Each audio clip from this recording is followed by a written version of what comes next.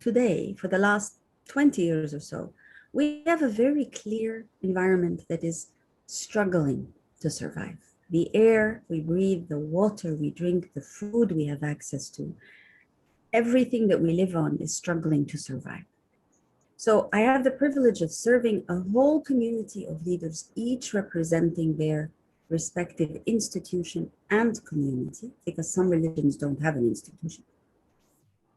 But these leaders today are struggling to stand in solidarity with one another, to speak as one, regardless of their respective faith tradition, but to speak as men and women of faith who care. We must all serve together. That's the main mission of this Religions for Peace. And that's why I left the United Nations to join Religions for Peace, because I understood deeply, deeply that we have to work like this, as out of our faith, inspired by our faith. And that's the last place of the sacred inside our hearts and in our minds. And that sacred has to be the place of giving. So this is why I work now for Religions for Peace. Beautiful, beautiful. Congratulations. And I wish there were many souls, many hearts like yours serving the humanity. We need it. We need much more than ever before.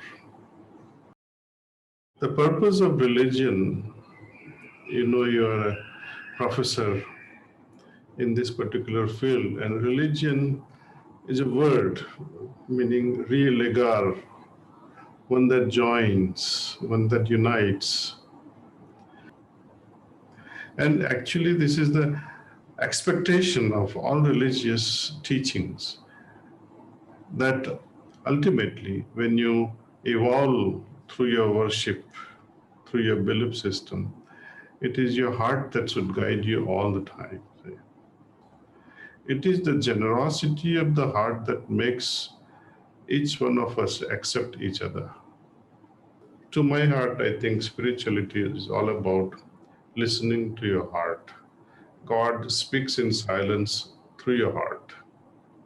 I completely absorb what you're saying. I'm hearing you on so many different levels, and I feel the power of the words that you have spoken. I think that our times are demanding us to do more than love silently, shall we say, than love one another silently.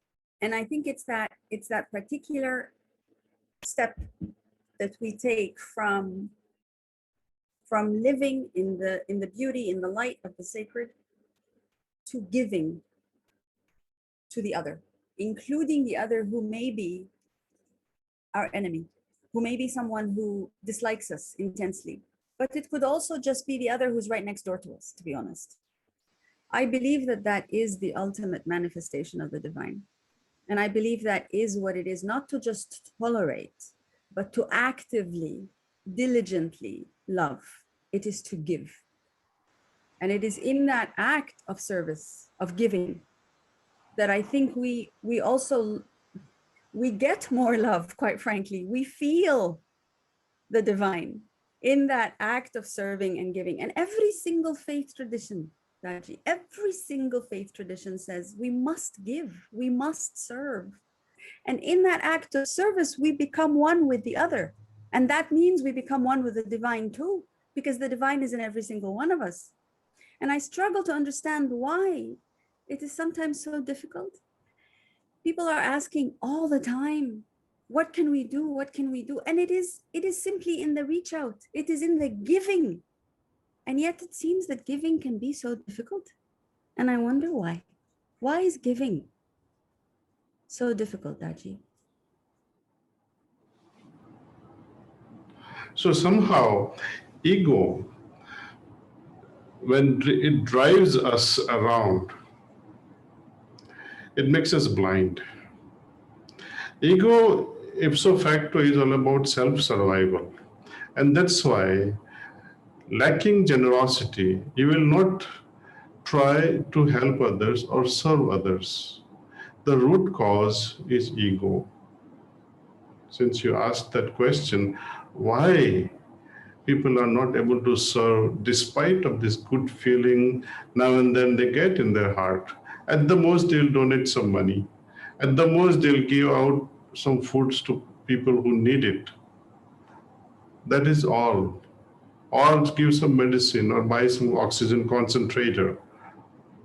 But the idea of servitude, the heart following that, that you're not a servant, but you are serving with a sentiment of servitude is a very powerful thing. See? I think the issue here is that many of our leaders, political leaders today, don't exemplify that spirit of servitude, but they do exemplify the ego, the demarcation between us and them, we and the others, we better than the others. I think that the sense of servitude, which perhaps could be captured in a spirit, at a minimum, in a spirit of solidarity. And to be honest, Taji, I think even if you are giving money or if you are giving an oxygen tank or donating for, that's also wonderful. That's great. I think we're struggling with situations where people are not prepared. Where very wealthy organizations and nations are not prepared to give even that oxygen tank, are not prepared to give more of their wealth or to share it. I think that's the struggle, really. If every single one of us was prepared with a certain spirit of servitude to give, we would be a radically different world. Yeah, I do agree. Leaders who don't exemplify, who don't set the example of giving, of not being attached to that particular idea of self as better than the other. I think we've lost the spirit of servitude, and with it, we cannot be in solidarity. And if we cannot be in solidarity, then we are it's going to be each to his own or each to her own. At the same time, there are so many initiatives, so many good people giving so much. Yes. And there's such an imbalance between those two realities. And there is no immediate gratification unless you are well connected to your heart and you realize this makes you feel good. The giving makes you feel good. But if you're not connected and you don't feel good, you're not going to be giving. How do we repair that? How do we encourage that? We already have religions, we already have faiths, we already have exemplars, and still there are those who will not give. The problem, to my understanding, is ignorance. We are not fully aware of what we are not doing. We are not fully aware of the consequences of not playing our part. So when this awareness comes, then the world will change. Even when someone gives without awareness, it is as good as not giving. When we become fully aware of our actions, our attitude, then there will be a lot of joy in that whole equation. Now, how to bring about that awareness? Awareness is directly related to consciousness. When all these religions were, I think, progressively came and evolved in our world, the original idea was that everyone should develop this consciousness. There should be expansion of this consciousness as we follow the dictums of each religion. Now, then we have to define what is consciousness. To me, very simply put, consciousness is all about the degree of awareness. It also means to what extent I am unaware. Meditation somehow sensitizes your conscience. Conscience is your voice of your heart. And when I reflect inside, when I contemplate, when I introspect, every now and then I get to know what I have done wrong or what I'm going to do wrong the next moment. And when I get the warning from inside my heart that what you are going to do next will not have a good result for others as well as for yourself, then you will put a brake on your action. Sometimes you may not.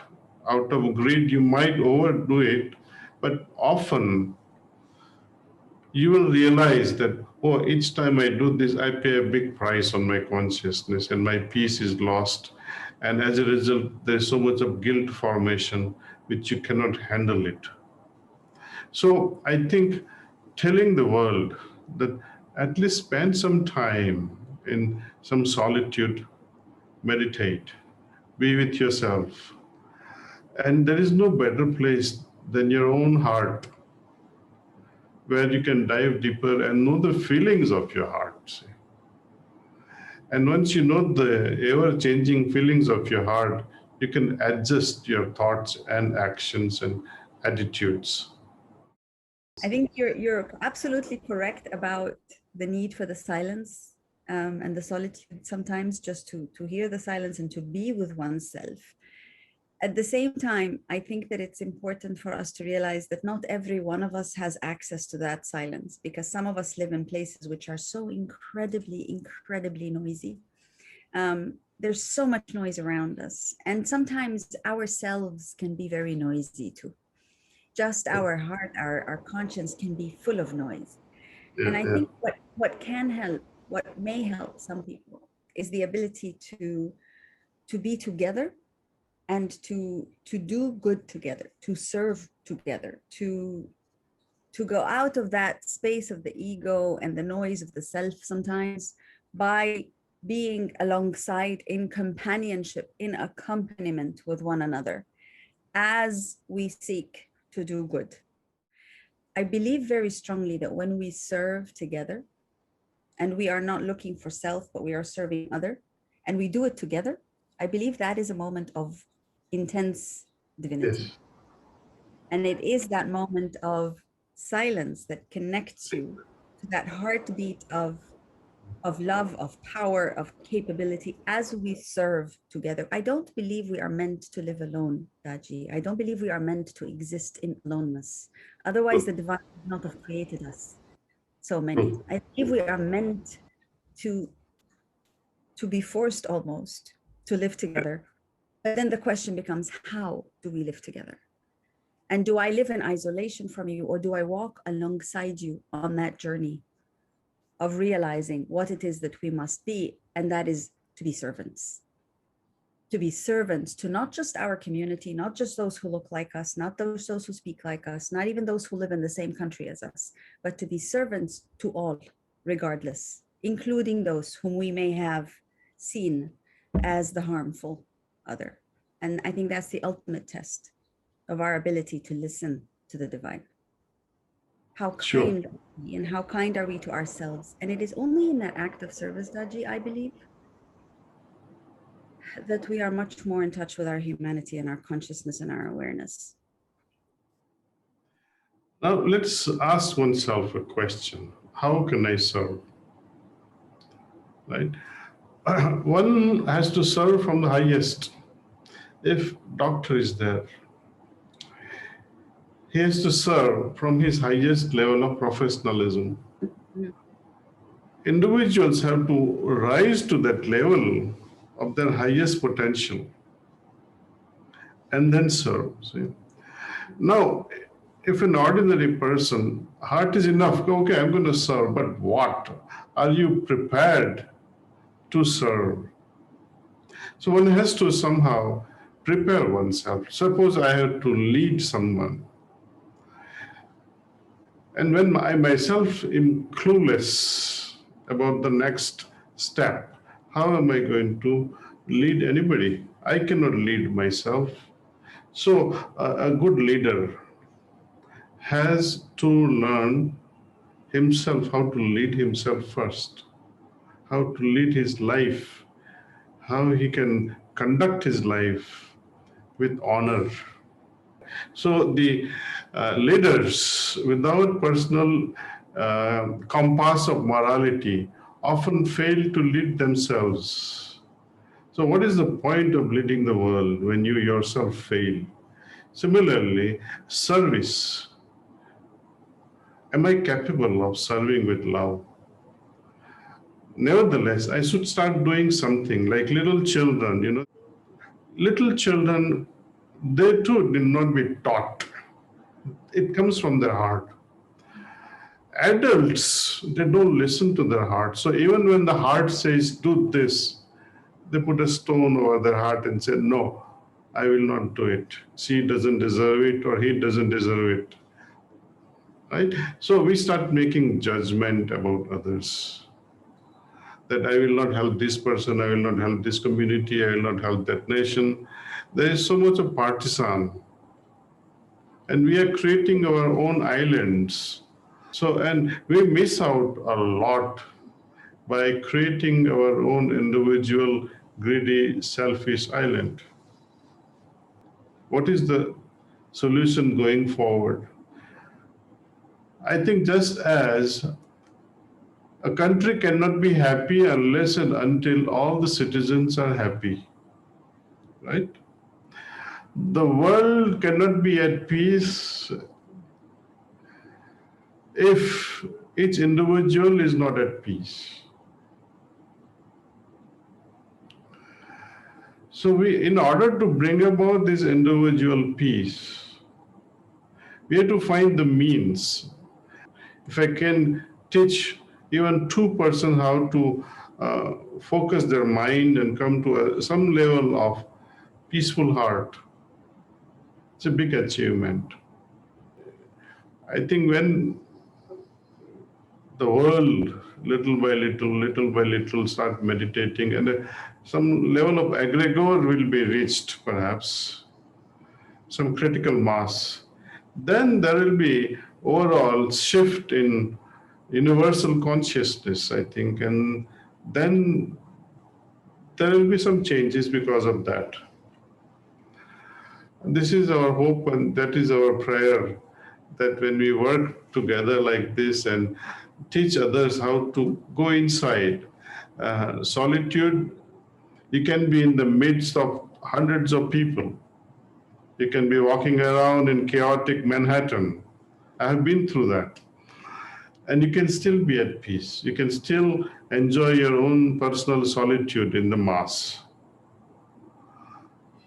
So no one can rob you of that deeper silence.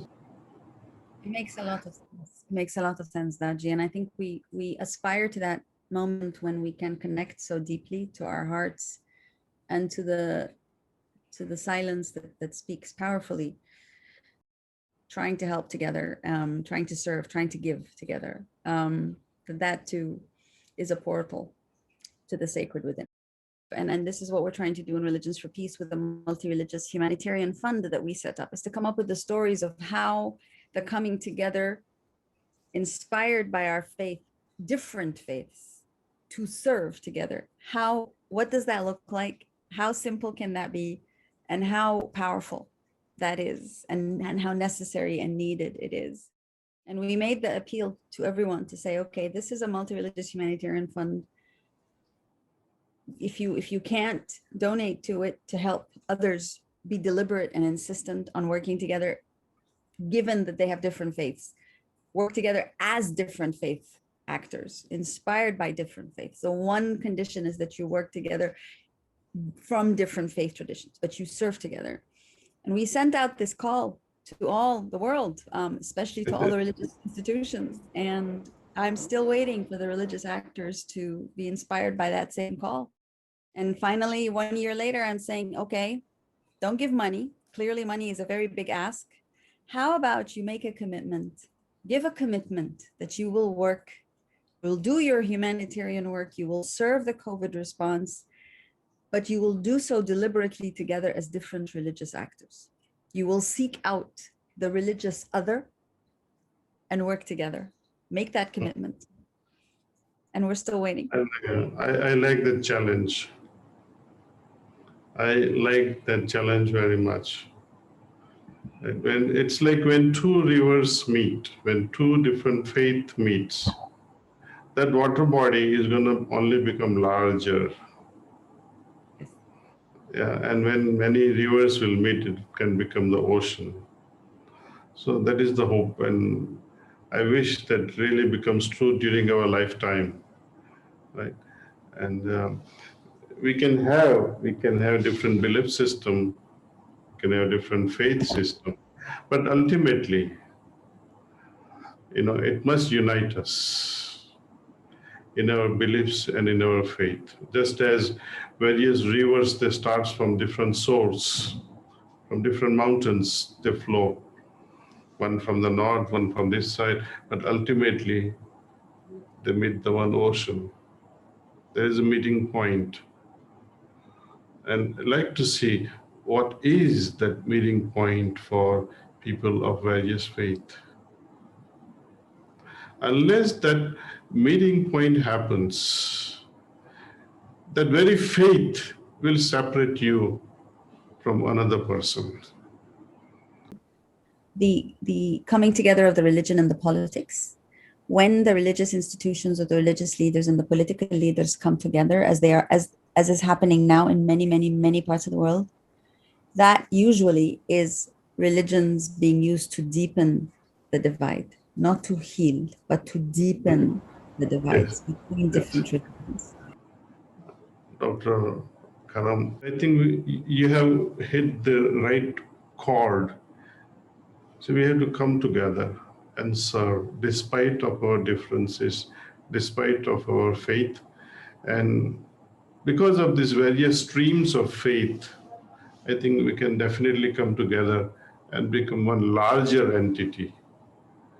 It's lovely to talk to you, Daji. Thank you so much for making this time. Thank you Thank so you. much for your wisdom. Thank Thank you for what you are doing. Thank you. you.